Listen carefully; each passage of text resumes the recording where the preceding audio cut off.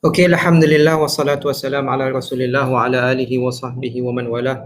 Assalamualaikum warahmatullahi wabarakatuh. I hope everyone is doing fine. I apologize for not broadcasting a live lecture last week. I was basically on leave on that Monday, and due to several reasons, I was also unable to conduct the virtual class. But Alhamdulillah, inshallah, we shall resume back our normal schedule. If I'm not mistaken, now we are in week 10, so we have less than 3 weeks more left before the semester ends. If I'm not mistaken, I informed you about the final exam. So if I'm not mistaken, for this course, it is on the 19th of January. Yeah. There has been some changes in relation to the duration of the exam. So instead of 12 hours, you will have 8 hours. So basically, there's a reduction of 4 hours to the initial 12 hours which you were given. So you will have 8 hours, inshallah, to then submit your answer scripts. So the exam will be on the 19th. If I'm not mistaken, it is at 2:30 p.m. So you will have to submit your answer scripts by 10:30 p.m. on the same day, yeah, instead of 2:30 p.m. the next day. That's regarding the final exam. As for the topics that will be covered for the final exam, inshallah, we will be covering all the topics as of today. Yeah, as of today, as I end this lecture, inshallah. Or perhaps if I feel that we should divide this topic into two, perhaps then the next week only, then we will cover all the topics which will be covered in the final exam, inshallah. So topics for week 10, 11, which are basically on the verifiers of hadith, the biographies and the methodologies of hadith scholars such as Imam Bukhari, Imam Muslim, etc. That I will provide you with some material to read on, yeah, because not much analysis is required in that sense, so that you can do, inshallah, in your own free time.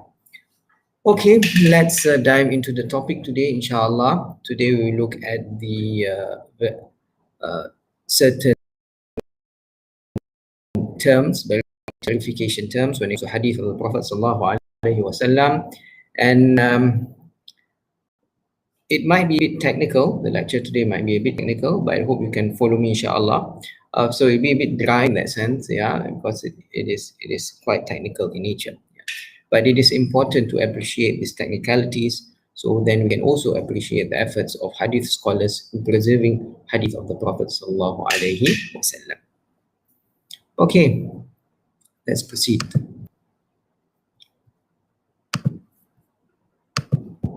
So we are going to look at the criteria of accepted hadith. So I'm sure you are quite familiar with this term, hadith sahih, hadith hasan, yeah. So what do they actually mean? So we will look into it in some detail today, inshallah, and also some other common verification terms such as muttafaq alayh, hasan sahih, yeah.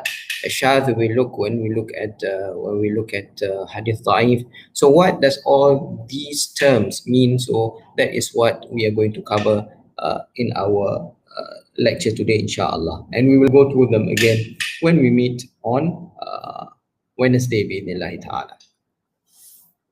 So when it comes to accepted hadith of the Prophet sallallahu alaihi wasallam, which is often termed as maqbool. Maqbool literally means that which is accepted. Yeah. So hadith maqbool is that which the truthfulness and reliability of its narrators have been confirmed.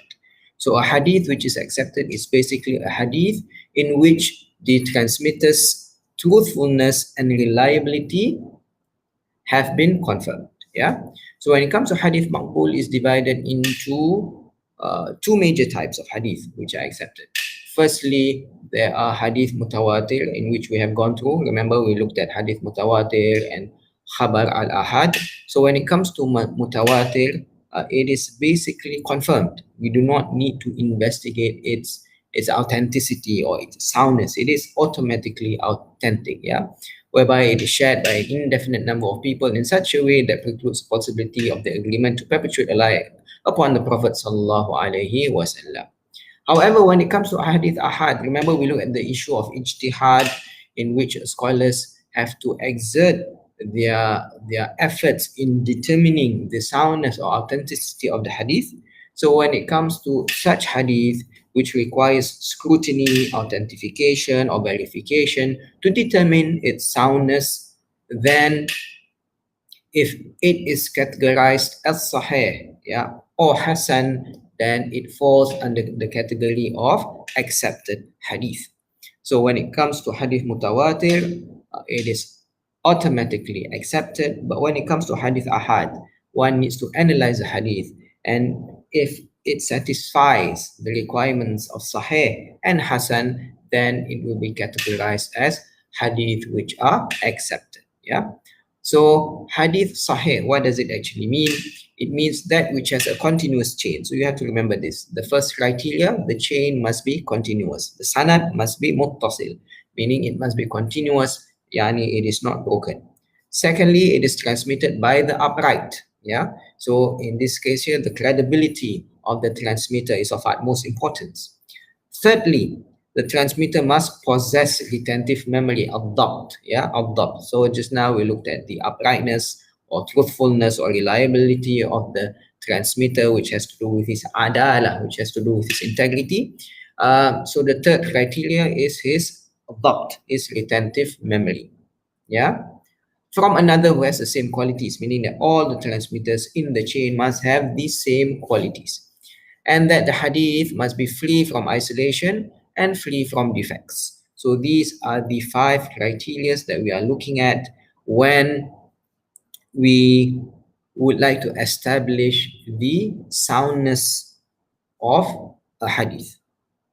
Hadith Hasan, on the other hand, is similar to Hadith Sahih. However, the difference lies in the retentive memory of the transmitter. Yeah. So here, the transmitter possesses a lesser degree of retentive memory compared to transmitters of Hadith Sahih. Yeah. And the hadith must also be free from isolation and free from defects. What do these actually mean? We will look at these 5 criteria in the next few slides, inshallah, so it become clearer. What does continuous chain mean? What does uprightness or adalah mean? What does adopt, retentive memory mean? What does free from isolation and free from defects actually mean? So these are the 5 criteria of accepted hadith, yeah, which I mentioned just now. I think I should perhaps repeat it to emphasize it again. Number 1, continuity or continuation of the sanad, yeah. Secondly, the adalah, yani the uprightness and reliability of its transmitters.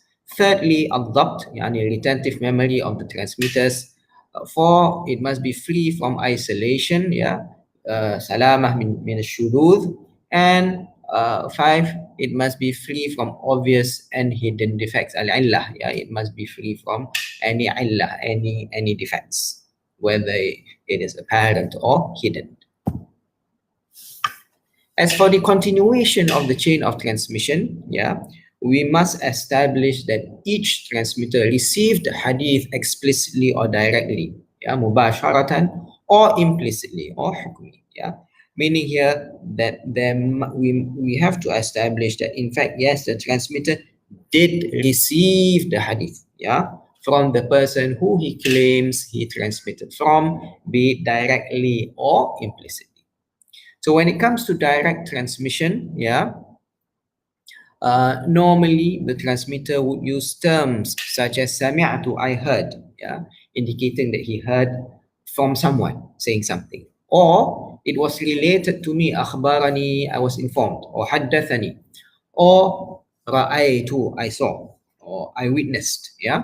So in this sense, if he uses terms such as these, it indicates direct transmission, okay. And then if certain transmitters use terms such as qala, said, or he said, or an, or from, or fa'ala, or he did something, yeah, it basically indicates implicit transmission. And normally this is used when a transmitter transmits from an authority who was a contemporary, yeah, who was his contemporary. So he would often use such terms rather than using the terms which indicate direct transmission. So these are some expressions used to indicate implicit transmission rather than direct transmission. But whatever it is, there must be the indication of transmission. Yeah.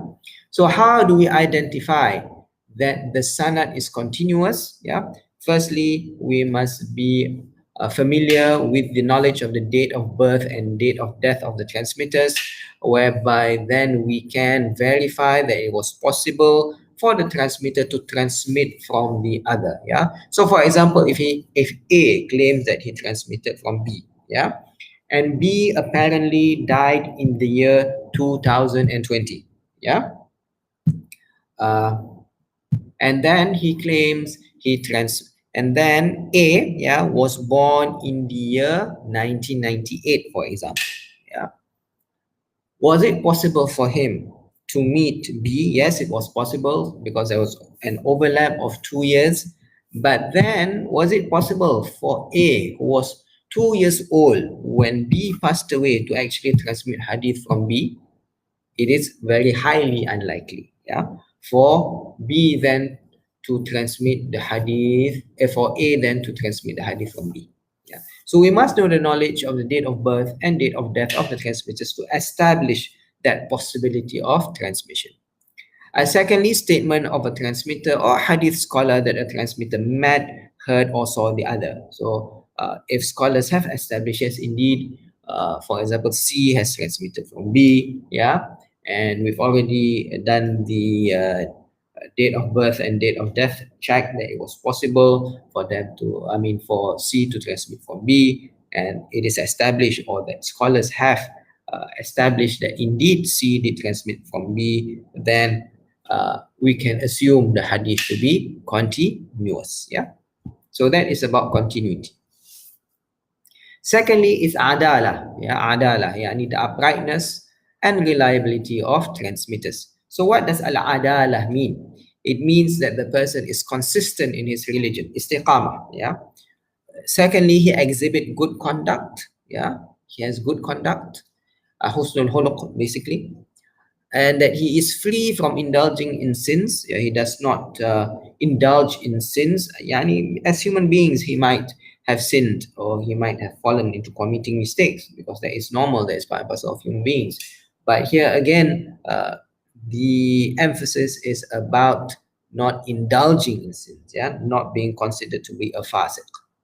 And also that the person does not get himself involved, or the transmitter does not get himself or herself involved in matters that would affect his or her dignity. Yeah, when it comes to the issue of dignity, sometimes this is also uh, socio-cultural specific. So there are certain actions which might deem someone to have lost his or her dignity if he did or commit something. So this is quite social or socio-cultural specific in that sense. So basically, these are the criteria for one to be considered upright. Yeah. And how can we identify or establish the uprightness or the adalah of the transmitter?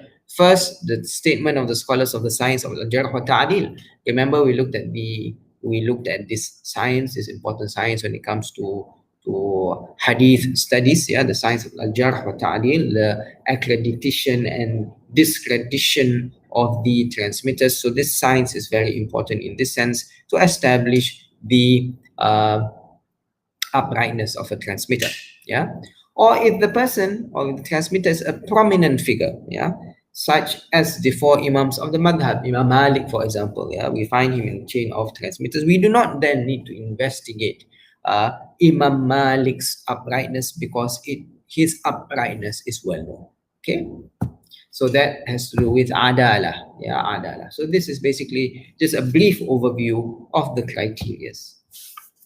Thirdly, retentive memory, al-dhabt. Yeah. So the transmitter must have exceptional memory. So when it comes to memory here, yeah, or the preservation of information in this sense, it can be of two types. Yeah, it can be al-dabt fi sudur, al-dabt fi sudur, whereby a person possesses good memory since he received a hadith until the time he transmits it, or the ability to narrate hadith from memory anytime required. So from the moment he received the hadith until the time in which he delivered or transmitted that hadith, we must ensure that his memory is good. Yeah, or that the person is able to then narrate hadith anytime, yani from his memory anytime required. That is al-dabt. Then we have what is known as al-dabt fi sutur. Sorry, there's a mistake in the slides here. It's al-dabt fi sutur, not sudur. Yeah, fi sutur, whereby this has to do with documentation.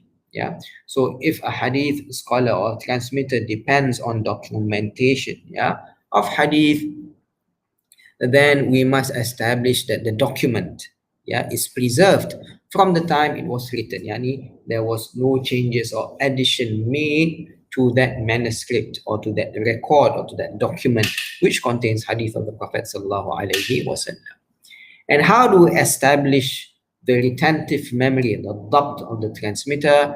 It is through comparing transmission, yeah, comparing his transmission with other transmissions, yeah, by transmitters who are upright, yani whose adala has been established, and to analyze any discrepancies between the hadiths. Yeah, so this uh, analysis, yeah, of any discrepancies between the same hadith, yeah, is being done to establish the dabt, the accurateness or the retentive memory of the transmitters.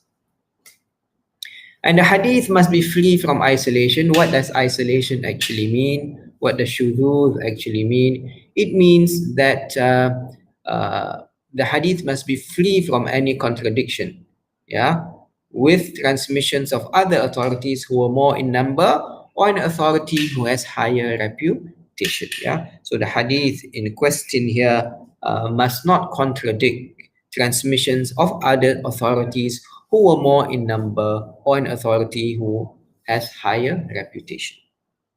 And finally, the hadith must be free from defects, whether it be apparent or unapparent. And when we look at defects here, this we will explain. I will explain further, inshallah, when we look at the category of weak hadith. Yeah, when we look at the categories of hadith da'if, then what is meant as defects would be clearer, would be more apparent, inshallah. So that has to do with hadith sahih and hadith hasan, yeah, and the five criteria, yeah, of accepted hadith. And then we have this term which is known as hadith sahih li ghayrihi and hadith hasan li ghayrihi. Yeah. So what do they actually mean? Hadith sahih li ghayrihi is in fact a hadith which is hasan, yeah, which is elevated to the position of sahih due to the presence of sanads which are similar in strength or stronger. So with the presence of sanads, yeah, which are similar or stronger, the hadith which was initially hasan could be upgraded or could be elevated to the status of sahih. And then we have what is known as hadith hasan li ghayrihi, which is in fact initially a weak hadith but elevated to the position of hasan due to the presence of chains and in the presence of sanads which are similar in strength or stronger. And we must ensure that the cause of the weakness is not due to the transmitter being a fasiq or a liar, but due to either weak memory, yeah, or discontinuity of its isnad, or the narrators are unknown. So when we look at the categories of hadith da'if, this will become clearer to us, because there are some weaknesses which are tolerated, which then would deem the hadith not to be extremely weak, meaning that there is a possibility for that weak hadith to be then elevated to the status of hasan li ghayrihi. So when we see this word li ghayrihi, it means that the hadith was initially of a lower grade but then elevated due to external factors. So in the case of Hasan li ghayrihi, it was initially da'if, but then it was elevated to Hasan li ghayrihi due to the presence of other sanads which are similar in strength or stronger. And again, the weakness must not be due to the transmitter being a fasiq or a kadhib or a liar, but due to other factors. In the case of hadith sahih li ghayrihi, the hadith was initially hasan, but then it was elevated due to the presence of other sanads, which are similar in strength or stronger. So these are some of the common verification terms that we might come across. For example, hadith, hadha hadithun sahih. What does this actually mean? It means this is an authentic hadith, meaning it fulfills the 5 characteristics of hadith sahih. Remember the continuation of the sanad, the adalah of the transmitter, the dabt of the transmitter. It is free from isolation and free from defects. These 5 characteristics. Hadha hadithun sahihul isnad. The chain of transmitters of this hadith is authentic. What does it mean? It means its sanad is sound, while the matan is not necessarily authentic. It means there is a requirement for further investigation regarding the matan of the hadith. Asahul asanid. The most authentic sanad. What does this actually mean? It means that there are various levels of authenticity of the sanad based on different levels of retentive memory, different levels of dabt of the transmitters. So when it is compared with other sanads, this seems to be the most authentic. هذا أصح شيء في الباب. What does this mean? It means this is the most authentic on this particular matter, meaning on a particular issue, most probably regarding a certain ruling, a certain fiqhi issue. The most reliable hadith on this issue is this hadith. However, that does not necessitate the authenticity of that hadith.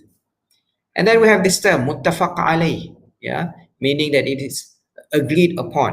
What does it actually mean? It means that it is agreed upon, its authenticity is confirmed by al-Bukhari and Muslim. Ala shart al-shaykhain, that which conforms the conditions set by the two shaykh, yani al-Bukhari and Muslim. It means that it is transmitted through their chains of transmitters, transmitted through their sanads. And certain scholars have done this, in which they have collected hadith which were not included by Bukhari and Muslim in their respective sahihain, in their respective collections of authentic hadith, using the same sanad or the same criteria in which Bukhari and Muslim have set, in their determination of an authentic hadith. And then we also have this term which appears quite frequently in Sunan at-Tirmidhi, this term Hasan Sahih, Hadith Hasan Sahih. So what does this mean? Linguistically, it means this hadith is agreeable, is good and authentic. But it actually can mean one of the following, meaning that this hadith has 2 or more sanads. Some are Hasan while some other are Sahih. Or that some scholars consider the hadith to be sahih, while others might consider it to be hasan. Remember when we looked at the issue of ijtihad, and that is why when it comes to hadith or the hukum, when it comes to the verification of hadith, there might be differences among scholars. Or the hadith is hasan li dhatihi, meaning that there is a probability that it could be elevated to sahih li ghayrihi, or in this case sahih li ghayrihi. So in this sense, hadith Hasan Sahih could mean that the hadith is Hasan li dhatihi, with the possibility of being elevated to Sahih li ghayrihi. So when you come across this term Hasan Sahih, it could mean either one of those which I have mentioned. So that is accepted hadith. So now let's move on to rejected hadith, rejected hadith, or what is known as hadith mardud, hadith mardud. Mardud is basically that which is rejected, linguistically. Technically, it is that which the truthfulness and reliability of its narrators have not been confirmed. Yeah. In opposition to hadith maqbul is that which the truthfulness and reliability of its transmitters have been confirmed. In the case of hadith mardud, they have not been confirmed. Yeah. And when it comes to hadith which are rejected, we have hadith mawdu'. Remember when we looked at hadith mawdu', forged hadith, and we looked at the various factors which contributed to the forgery of hadith. So basically, if a hadith is forged, it is automatically rejected. Yeah, no question asked, it is rejected. And then we have what is known as hadith da'if, weak hadith. Yeah, that which does not conform to the conditions of acceptance. Remember we mentioned the 5 conditions of acceptance. So there might be certain criteria which the hadith might not fulfill. Yeah. And this could either be due to the discontinuity of the sanad, yeah, or defects due to the transmitters. Yeah. When it is mentioned discontinuity of the sanad, basically the chain is broken. And this is due to the omission or missing or dropping of one or more transmitters intentionally or unintentionally. As for the defects due to the transmitters, it means that there are certain issues, yeah, there are certain problems with the transmitters' reliability, adala, or dabt, or retentive memory. So these are the 2 reasons for hadith to be deemed weak, da'if. So is it permissible to transmit hadith da'if, weak hadith, without mentioning its weakness? Yeah. So it appears to be permitted, yeah, but only under certain circumstances. Firstly, the hadith is not concerned with aqidah. It is not concerned with, for example, the attributes of Allah Azza wa Jal, yeah, or matters related to the unseen. Secondly, it is not concerned with clarification of legal principles such as halal and haram. Yeah, it's not related to matters which are used in determining, it is not related, the hadith, yeah, the weak hadith here is not related to establishing whether something is halal or haram. So this means that a weak hadith then is permitted, or it is permissible to transmit such weak hadith for the purpose of religious exhortations, spiritual counselings, maw'izah, motivations, intimidations, and also warnings, or in relation to stories, etc. Yeah. So only when it comes to such matters, then there is some flexibility in transmitting a hadith which is weak without mentioning its weakness. And then comes the issue of practice, yeah, basing our practice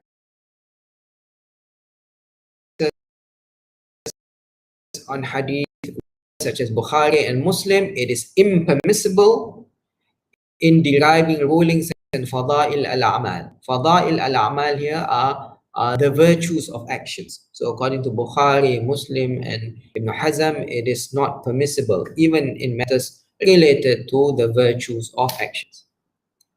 Some, such as Abu Dawud and Ahmad ibn Hanbal, yeah, argue that it is permissible to use hadith da'if, yeah, to establish rulings and fadail al-amal. But here we must be cautious when Abu Dawud and Ahmad says it is permissible to use hadith da'if. Hadith da'if here is that which is not extremely weak, meaning that there is that possibility of that hadith which is weak to be elevated to the status of Hasan li ghayrihi, meaning that the weakness is not severe. Scholars such as Ibn Hajar al-Asqalani says that it is permissible when it comes to fada'il a'mal, the virtues of certain actions, and when it comes to motivations, remember, we mentioned just now, religious exhortation with certain conditions, yeah? And these are the conditions set by Ibn Hajar, meaning that the weakness is slight, it is not extremely weak, and that it is in line or interpellative with applied and valid principles of Islamic Sharia, and that one does not firmly believe in its authenticity when practicing it. So for example, I'm just creating an example or a scenario here in which one finds a hadith on the fadl, on the virtue of performing salat duha, yeah, the after dawn salat, before dhuhr, after the sun has risen. So one finds this hadith of, or on the fadilah, on the virtue of performing salat duha, and this hadith is deemed to be weak by scholars. So is it permissible for us on the basis of that weak hadith to then perform salat duha? It is permissible, as long as the hadith, uh, when it comes to the weakness, it is slightly weak, and it is in line with applied and valid principles of Islamic Sharia. There are hadith which confirm or which establishes the encouragement to perform salat duha, and that when we perform that salah, we do not firmly believe in its authenticity when practicing it. Meaning, if it mentions a large reward, okay, we might be motivated to perform the salah because of that, but then we do not firmly believe that we will be getting that reward. Okay, because the hadith is deemed to be weak. So now let's look at the issue of discontinuity. When it comes to weak hadith, the discontinuity can be either apparent, or hidden. When we mention apparent discontinuity, meaning that it is obvious to well-versed scholars of the sciences of hadith that the transmitter of a particular hadith did not meet the person he transmitted from, or he did not have permission to transmit from the latter. And here are the categories of hadith when it comes to apparent discontinuity, which basically alludes to the fact that the sanad is actually broken. So we have mu'allaq, mursal, mu'dal, and munqati'. What does these actually mean? We will look at them in the next few slides, inshallah. And there is also what is known as hidden discontinuity, in which the categories of hadith which fall under this hidden discontinuity is known as al-mudallisin and also al-mursal al-khafi. Okay, we will look at these one by one, inshallah. Mu'allaq is basically one transmitter or more consecutively are dropped from the beginning of the sanad. So here A transmits from B, transmits from C, transmits from D, transmits from E, transmits from F, transmits from the Prophet sallallahu alaihi wasallam. So if sorry, how do I pronounce this word? Consecutively, A and B are being dropped from the sanad, or A, B, and C, or A, B, C, and D, or A, B, C, D, E. The condition here, it is from the beginning of the sanad consecutively, one transmitter or more is being dropped, then the hadith is known as hadith mu'allaq. So what is the status of such hadith? It is rejected. Why is it rejected? Because of discontinuity. Due to not fulfilling the conditions of continuity in the sanad, because there are transmitters missing. And when there are transmitters missing, then we are unaware of the status of the transmitter.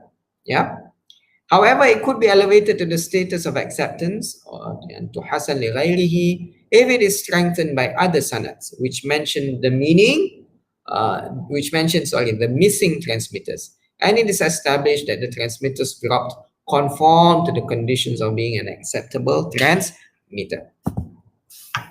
And in fact, Imam al-Bukhari and Muslim also record hadith which are mu'allaq in their collections of hadith. So when Sahih al-Bukhari and Sahih Muslim were analyzed, they found that in Sahih al-Bukhari there were more than 1,300 hadith which are categorized as mu'allaq, meaning that al-Bukhari here has dropped or omitted transmitters from the beginning of the sanad one or more consecutively. And in Sahih Muslim, some say there are 14, some say there are 17 hadith which are mu'allaq. So what happens then to such hadith? So basically, if they use decisive active expressions, such as qala, or rawa, qala, dhakara, rawa, we accept that. However, if they use passive expressions such as yuqal or yurwa, it is narrated or it is said, then the hadith could either be sahih, hasan, or da'if. However, Ibn Hajar al-Asqalani and Imam al-Nawawi, who have analyzed the mu'allaqat in both Sahih al-Bukhari and Sahih Muslim, respectively, they found them to be all maqbool, all acceptable. Yeah. In the case of al-Bukhari, because sometimes he mentions a hadith, the same hadith twice, yeah, or more than once in different chapters in his Sahih. So that is why he does not repeat the sanad in full when he mentions the hadith again in another chapter. So that was the practice of Imam al-Bukhari. So even though there are criticisms against al-Bukhari and Muslim regarding the issue of mu'allaqat, they have actually been resolved by Ibn Hajar and also Imam al-Nawawi. Now we move on to mursal. Yeah. Mursal basically could mean one of the following. At the end of the sanad, after the successor, a transmitter is dropped. So in the sanad, who is after the successor? Yeah, normally it is a companion. So that brings us to the second definition. The companion has been dropped from the sanad. So when the companion has been dropped from the sanad, what does this imply? It implies that the hadith, yeah, has been transmitted by a successor on the authority of the Prophet sallallahu alaihi wasallam. Yeah. So let's look at this chain again. A, B, C, D, E, F. So here we've divided F1 and F2. Yeah. So if F1 and F2 both are being dropped from the sanad, the hadith appears to be mursal tabi'i. It is known as mursal tabi'i, yeah, as per definition. However, if a junior companion, yeah, drops a senior companion from the sanad, meaning the hadith becomes A transmitted from B, from C, from D, from E, from F1. Yeah, F2 is basically here being dropped from the sanad. What happens? It is known as mursal sahabi, which is a transmission by a junior companion who did not witness or hear directly from the Prophet ﷺ due to his or her young age or delay in embracing Islam. So they transmit from a senior companion, but it is not mentioned in the sanad. Yeah. So a senior companion here has been dropped from the sanad. So when it comes to mursal tabi'i, it is rejected due to discontinuity and unawareness of the reliability of the missing transmitters. Then one would question that, but the missing transmitter is a companion. However, here there is this level of caution which is being exercised by hadith scholars. They said that not necessarily that he dropped a companion, even though it was possible for that successor to transmit from the companion, yeah, but perhaps there might be an intermediary successor, a contemporary who's been dropped from the sanad, and as such the hadith is rejected. And when it comes to the authority of mursal tabi'i, there have been differences of opinions. Some say it has authority if the transmitter is reliable and only transmit from reliable transmitters. It has no authority, some others argue, since the transmitter drop is unknown and might not be a companion, as I have mentioned just now. Or some would say, or some scholars opine that it has authority with some conditions. Yeah. So these are the conditions that they have set: that the transmitter is a prominent or senior successor, and clearly the missing transmitter, there must be some indication that the missing transmitter is in fact reliable. So if it is confirmed, for example, it is companion, then all companions are considered to be reliable. And that the transmission does not contradict similar transmissions by experts. Yeah, it must not contradict such transmissions. And fourthly, the conditions above should be accompanied by one of the following, meaning these three conditions. Then there are other sub-conditions. Yeah. So it must be accompanied by one of the following. The hadith should be transmitted through another sanad which is continuous, or the hadith, there is another hadith which is mursal, and a similar chain of transmitters, but by a different transmitter. Thirdly, it must be in accordance with the view of the companions. And fourthly, it must be relied upon by scholars in delivering fatwa. So if these three conditions are then supported by one of these conditions, then scholars argue that hadith mursal has authority. Yeah. As for mursal sahabi, the dropping or the omission of the senior companion, it is generally accepted, as it is rare that the companions would transmit from the successors. And if they transmit from the successors, they would usually provide a justification.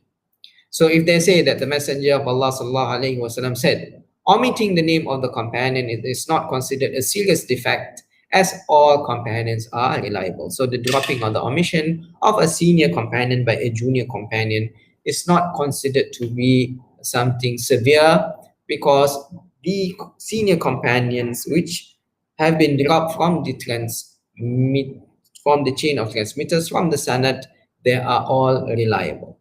Okay, so that is mursal. Now we shall move on to mu'dal. I purposely chose the background of puzzles here.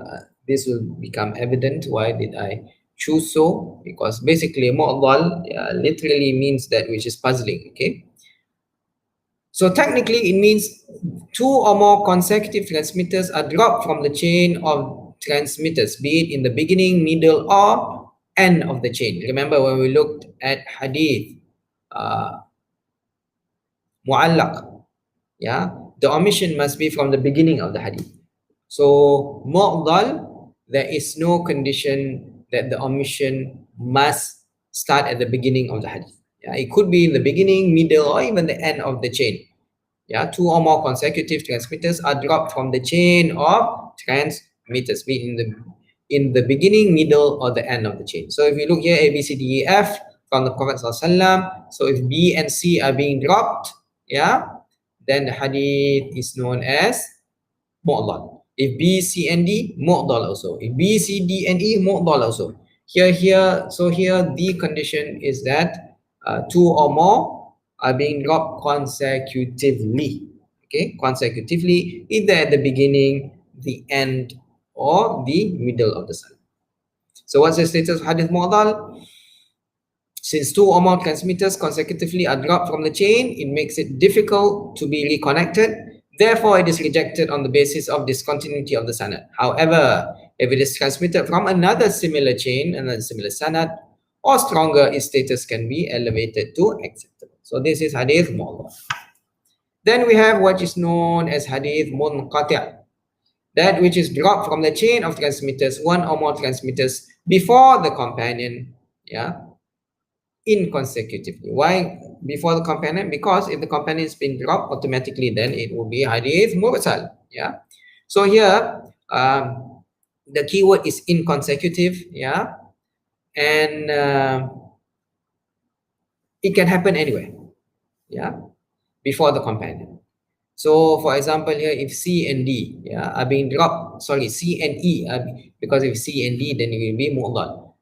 So here, inconsecutively, if C and E are being dropped from the sanad, the hadith is known as hadith munqati'. Yeah. So what's the status of such hadith? It is rejected on the basis of discontinuity of the sanad, and the missing transmitter is unknown or status unexplained. However, if it is transmitted from another similar sanad or stronger, its status can be elevated to hasan li ghairi.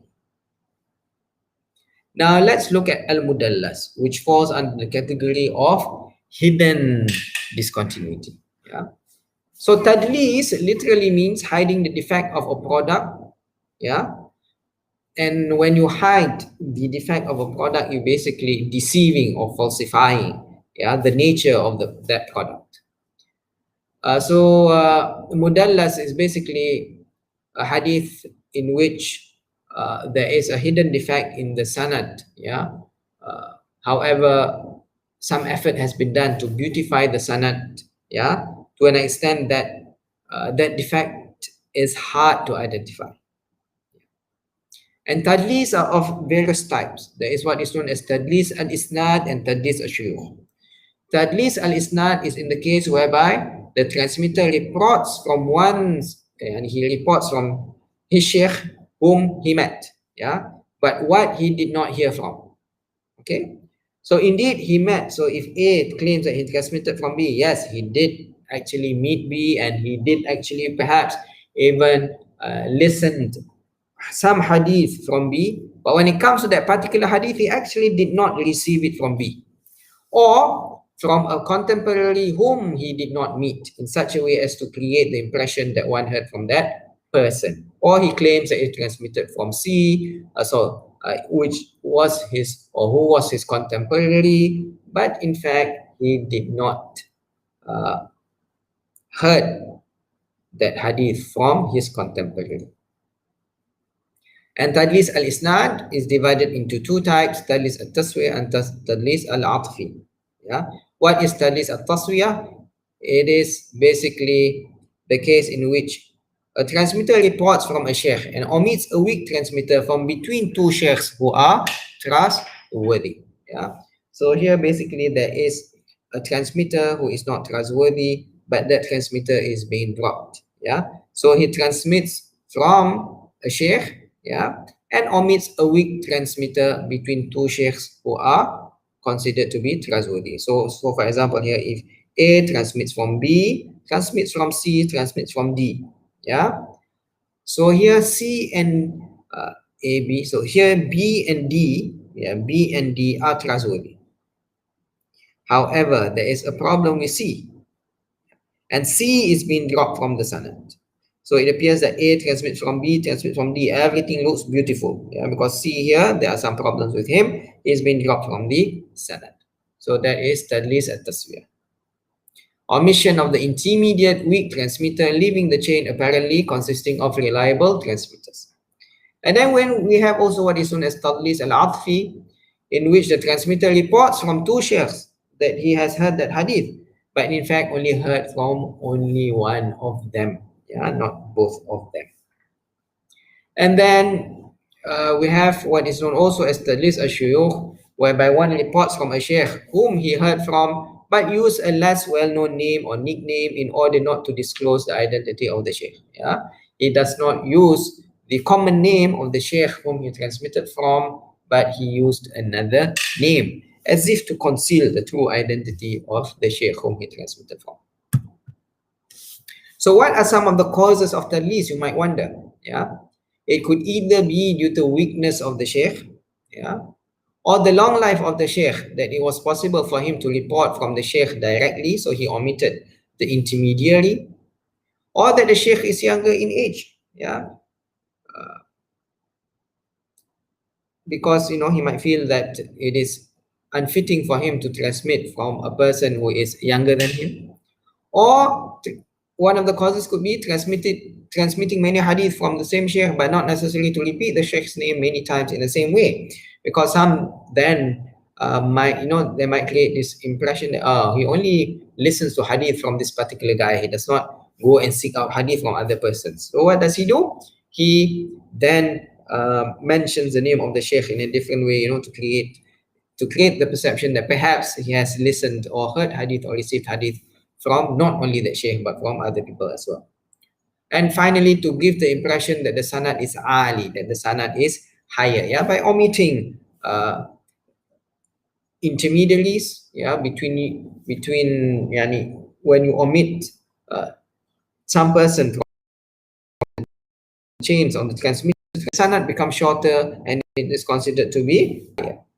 So what is the status of hadith mudallas? So there are differences of opinion. Some say that it is totally rejected. Some say it is acceptable, it is similar to hadith mursal. Some say it's acceptable, the transmitter only commits tadlis of a person who is trustworthy. Some say it is acceptable if the transmitter is trustworthy and uses direct expressions that one heard from the sheikh, otherwise it is rejected. So these are the differences of opinion regarding the status of hadith mudallas.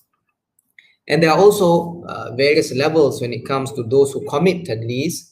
There are those who do it occasionally, and there are those who are accepted by scholars either because of their trustworthiness and relatively few cases of tadlis, or because they reported only from reliable transmitters, meaning that the person dropped it was highly likely that the person dropped is also trustworthy, yeah, trustworthy.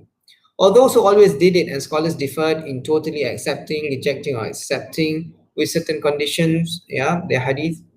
Or those who always did it, and scholars agreed that the transmission should be rejected unless they clearly expressed hearing the hadith directly, or that there were those even who were disparaged due to other reasons apart from tadlis, and because of that the hadiths are rejected though they expressed direct hearing. So these are some of the levels of mudallisin, or those who commit tadlis.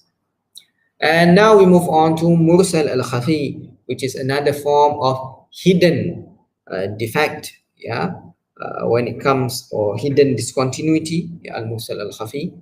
So basically, al-mursal al-khafi is the transmitter reporting from a contemporary whom he did not meet, or he actually met but did not hear from. Yeah. So they might have actually met, or it was possible for them to meet, but they did not meet, but he claims he transmitted the hadith from that particular person.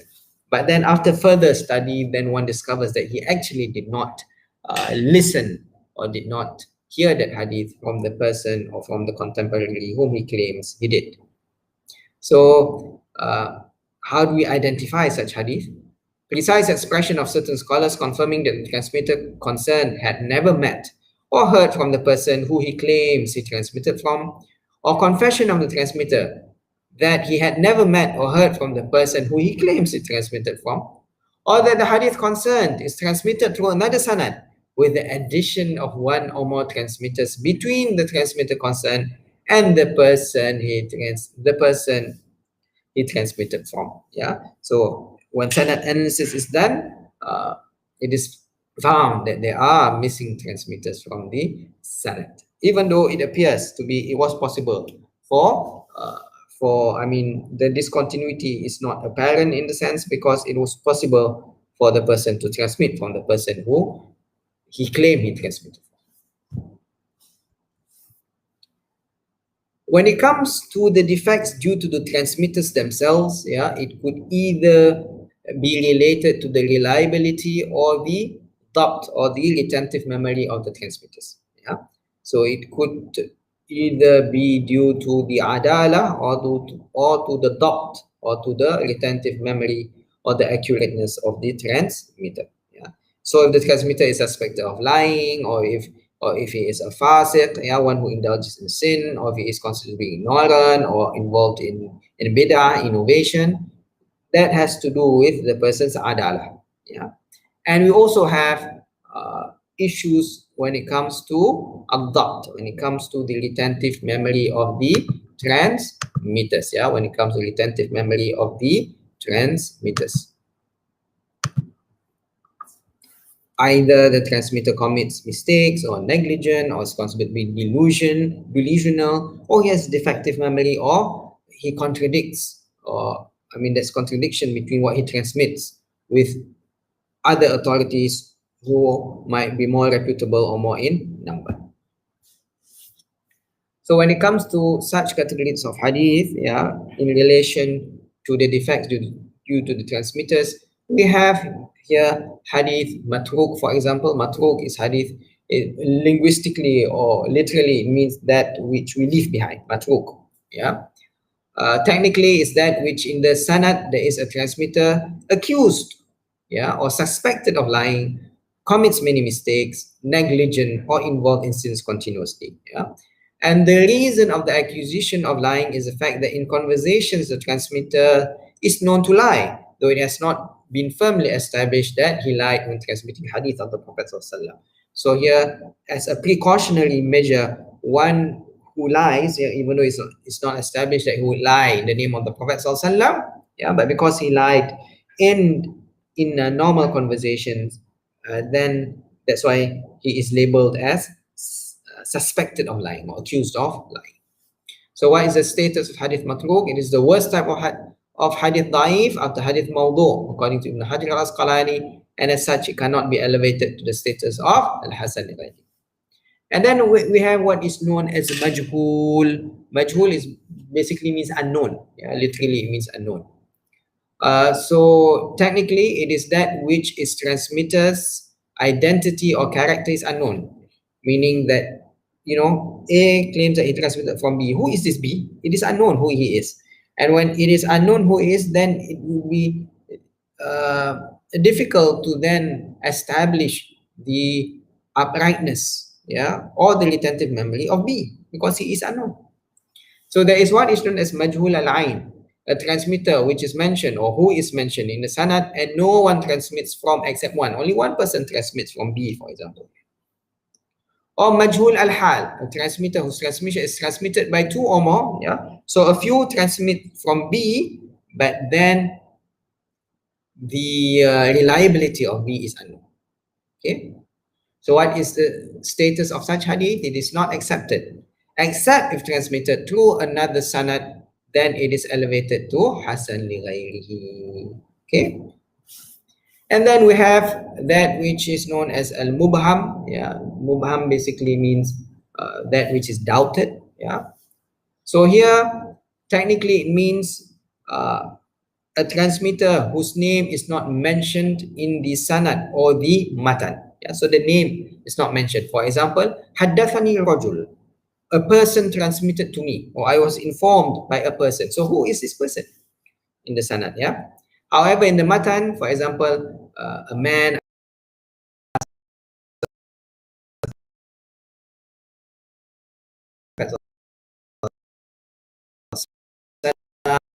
or a lady, if the ibham is in the sanad, then that's not accepted. Yeah, except if it is transmitted through another better chain, then it's elevated. Yeah, however, it is generally not accepted. Why? Because we don't know who this man, who this is. But however, if there is another sanad which is stronger, then it could be elevated to hasan al-ghairi. A mubham in the matan, it does not affect the authenticity of the hadith. Yeah, so if it's mentioned a man came to the Prophet ﷺ and asked him something, yeah, then that would not affect the authenticity of the hadith, because the missing person is not instrumental in the hadith in question, basically because he's not involved in any way with the transmission of that hadith. And then we have what is known as hadith munkar, yeah, which is basically that which is transmitted by a weak transmitter in contradiction with that which is transmitted by the reliable, upright, or trustworthy. Yeah. So that which in the sanad there is a transmitter whose mistake is severe or very negligent, forgetful, or apparently is a fasiq. So this also would render the hadith to be categorized as al-munkar.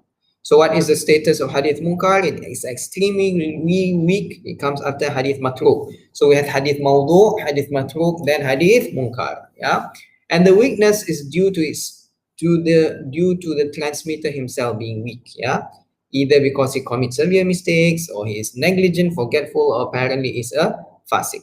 It could also be weak due to being isolated, yeah, or in disagreement with transmissions of reliable transmitters. So it is considered to be extremely weak, and the reason of weakness is that two reasons which we have mentioned. And then we have finally hadith shadh. Yeah, hadith shadh. So sorry, not finally. We have another few categories of hadith. Yeah. So we have hadith shadh, whereby it is transmitted, yeah, by a trustworthy transmitter. Remember, in hadith munkar, it is a weak transmitter, but in hadith shadh, it is a trustworthy transmitter, but his transmission contradicts a transmitter who is more trustworthy, yeah, or a group of trustworthy transmitters.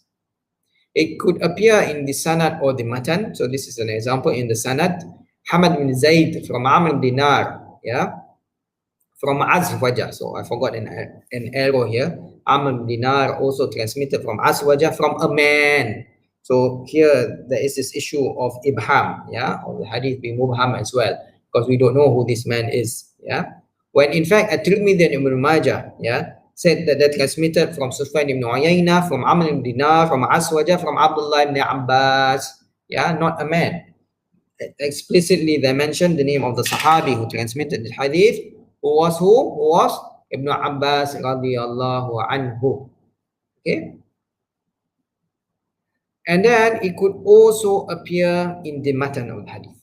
Yeah? So we have this hadith, yeah, recorded by Abu Dawud and at-Tirmidhi, from Abu Hurairah, from the Prophet sallallahu alaihi wasallam, when one of you offer 2 units before Fajr prayer, he should lie down on his right.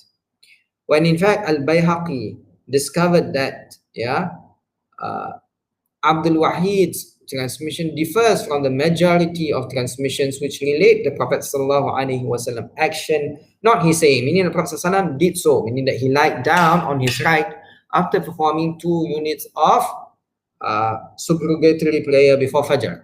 Yeah, the action rather than the order or the saying of the Prophet Sallallahu Alaihi Wasallam. So this hadith contradicts, what the majority of transmitters actually transmit. So what's the status of hadith shadh? It is weak and rejected and cannot be elevated to the status of hasan li ghayrihi. Yeah. Basically, this contradiction is not tolerated even though the transmitter is considered to be trustworthy. How about if a hadith is transmitted by a mubtadi', a person who is known to be a mubtadi', who is involved in some form of bid'ah, some form of innovation. Yeah. So a mubtadi' basically is a person who introduces innovated belief or practice in the religion, which normally or often refers to innovation in aqidah, in belief. Yeah, such as that introduced by the Rafidah, the Mu'tazila, al-Khawarij, al-Murji'ah, and al-Qadariyah, etc. So what's the status of such hadith? So if the transmitter is involved in bid'ah, which leads to disbelief, such as rejecting one of the pillars of Islam, or that his transmission is outrightly rejected and cannot be elevated, in this case, his transmission is outrightly rejected and cannot be elevated to the status of Hasan li ghayrihi. However, if the transmitter is involved in bid'ah, which does not lead to disbelief, then if he invites people to the bid'ah, most scholars would reject this hadith. However, if he only practices this bid'ah on his own, personally, and he does not advocate for such practices or such beliefs, then his hadith is accepted with two prerequisites. Number one, the hadith is not related to the bid'ah he is accused of. And secondly, the transmitter is characterized as being just, reliable, and possess retentive memory. So that is why, for example, scholars who are known, transmitters who are known to be among the Khawarij, so even though they are considered to be mubtadi', but their hadith are accepted. Why? Because when it comes to the Khawarij, they cannot lie. Why? Because lying would bring them out of the fold of Islam. They have this belief, that actions would determine one's faith. So if one acted in contradiction to the prohibitions set by Islam, just for example, if he commits a sin, then that would bring him out of the fold of Islam. So as such, scholars accept transmissions by the Khawarij because they would not lie. How about transmitters who suffer from poor retentive memory? So there is what is known as inherent poor memory and also circumstantial poor memory. Inherent meaning that the transmitter cannot distinguish between right and wrong statements, whereby the transmitter suffered from poor memory since birth and remained so throughout his life. I mean, inherently he has poor memory. His memory is not good. So such hadith by transmitters, such hadith transmitted by transmitters who have inherently poor memory could be elevated to the state of Hasan li ghayrihi if it is transmitted to other chains which are better. When it comes to circumstantial poor memory, for example, if the transmitter suddenly becomes old or suddenly becomes delusional, so here might be due to old age, experienced by Ata bin As-Sa'ib, or losing eyesight, such as Abdul Razak bin Hammam, or that documentations were burned, such as Abdullah bin Lahia, who lost his documentations or records of hadith and he depended a lot on it, in which the transmitter in question here is termed as al-mukhtalid, or the transmitters in question here is termed as mukhtalid, which connotes derangement or imbalance of the mind. So basically, this is circumstantial poor memory. They were not born with inherent poor memory, but due to certain circumstances, their accurateness is being called question. So what are the status of such hadith? So transmissions prior to the occurrence of poor memory could be accepted. Transmissions after suffering from poor memory are considered weak but could be elevated to the status of Hasan li ghayrihi if it is transmitted to other sanads which are stronger. As for transmissions which are impossible to determine, so this has to do with circumstantial poor memory. So transmissions which are impossible to determine whether it were done before or after experiencing poor memory could be elevated to the status of Hasan li ghayrihi if it is transmitted through other sanads which are stronger. So basically, when it comes to the issue of poor retentive memory or poor accurateness, yeah, if there are other sanads which are stronger, which are better, then the hadith can be elevated to the status of Hasan li ghayrihi. And finally, we have al-ma'lul. Ma'lul here is related to illah, yeah, defects. So ma'lul means that which has defects. So basically, it is a hadith that which under scrutiny has defects, disparaging its soundness while it apparently seems to be sound. So basically, the hadith here appears to fulfill the conditions of acceptance, but it has hidden defects which disparages its acceptability. Meaning, under scrutiny, then one finds issues with the hadith. So it could occur either in the sanad or the matan. Yeah. So we have this example here, hadith recorded by Imam At-Tirmidhi and Abu Dawood, yeah, in which Anas bin Malik is reported to have described the action of the Prophet ﷺ. If the Prophet ﷺ wanted to fulfill his natural need, he would not lift his garment until he was near the earth.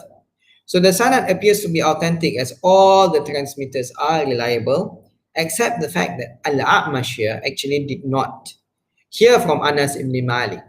He in fact did not hear this hadith from Anas ibn Malik, but had only seen him while he was performing salah behind Maqam Ibrahim. Yeah. So Al-Amash only saw Anas ibn Malik, yeah, while he was in prayer behind Maqam Ibrahim, but he did not actually hear this hadith from Anas ibn Malik. And this can only be established if one scrutinizes or analyzes the hadith, because apparently the hadith, in this case the sanad, appears to be beautiful and or appears to be unproblematic. But under scrutiny, then one finds a defect, and it is categorized as al-ma'lul. Okay. If you would like to read further, you may refer to this book, whereby it mentions quite detail with various examples when it comes to various categories of hadith in terms of acceptance and rejection. Thank you.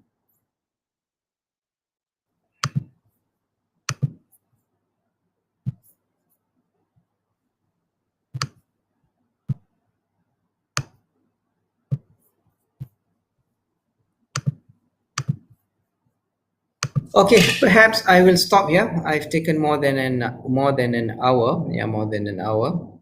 I will stop here, inshallah. So if you have any issues, please do not hesitate to raise it in our meeting on Wednesday, inshallah ta'ala. Okay. So stay safe, everyone. Take care. أقول قولي هذا واستغفر الله العظيم لي ولكم والسلام عليكم ورحمة الله وبركاته.